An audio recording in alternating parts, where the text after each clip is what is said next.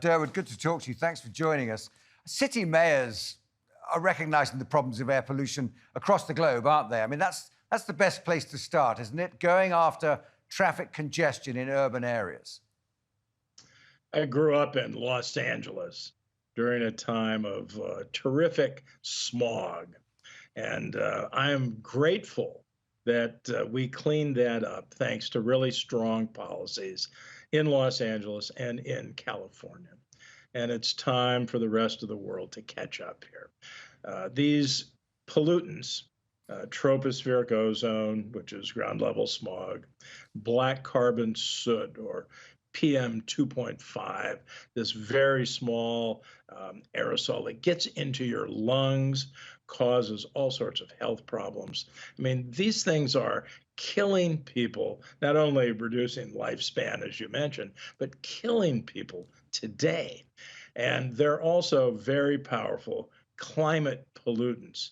They are causing a significant amount of climate change. So we need to reduce them for the health reasons, for the productivity of workers, for students. You can't learn as a young child in a polluted environment as well as you would learn in a clean environment.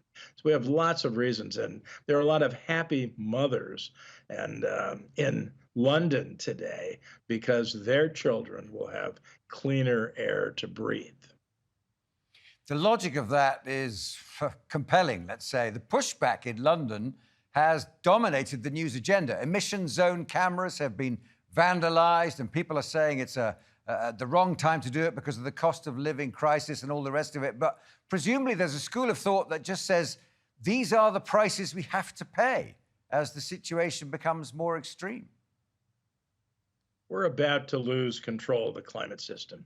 And it seems utterly foolish to be killing ourselves with urban air pollution.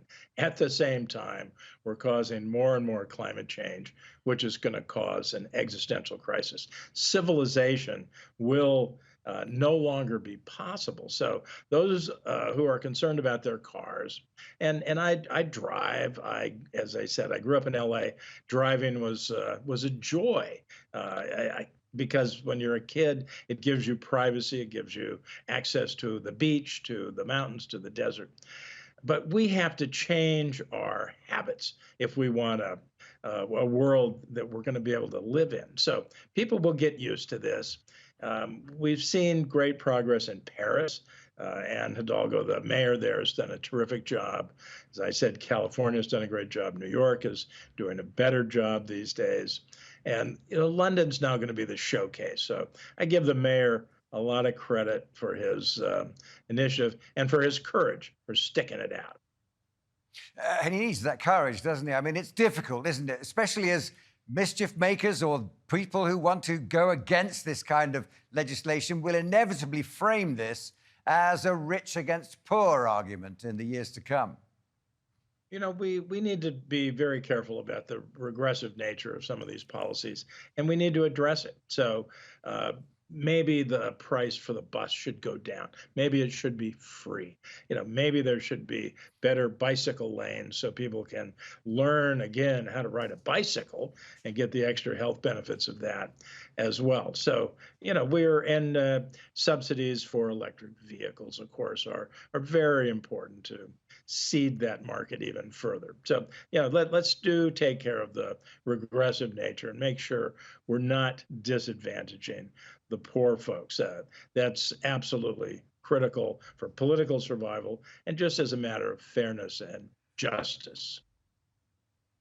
Durwood Zaelke, always a pleasure. Thanks for joining us again this evening. My pleasure.